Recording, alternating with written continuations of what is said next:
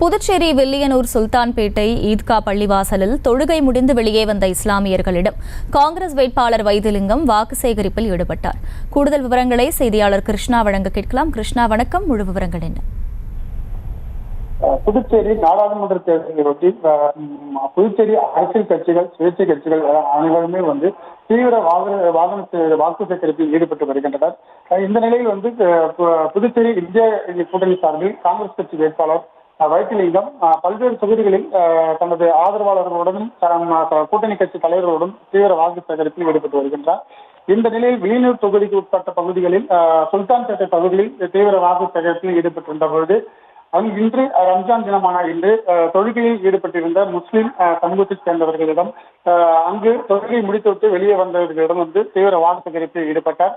தங்களுடைய உரிமைகளையும் தங்களுடைய பாதுகாப்புகளையும் நாங்கள் உறுதியளிக்க வகையில் நாங்கள் எங்களுடைய கூட்டணி கட்சியானது செயல்படும் என்றும் எங்களுக்கு கை சின்னத்தில் வாக்குகளை அளிக்குமாறு அந்த தொழுகை முடித்து வந்தவர்களிடம் தீவிர வாக்கு சேகரிப்பில் ஈடுபட்டிருந்தனர். இந்த நிகழ்ச்சியில் கூட்டணி கட்சிகளில் திமுக சட்டமன்ற எதிர்க்கட்சித் தலைவர் சிவா உட்பட கட்சி நிர்வாகிகளும் அந்த வாக்கு சேகரிப்பில் ஈடுபட்டு வந்தனர். விவரங்களுக்கு நன்றி கிருஷ்ணா. செய்திகளை உடனுக்குடனும் துல்லியமாகவும் தெரிந்து கொள்ள சப்ஸ்கிரைப் பண்ணுங்க.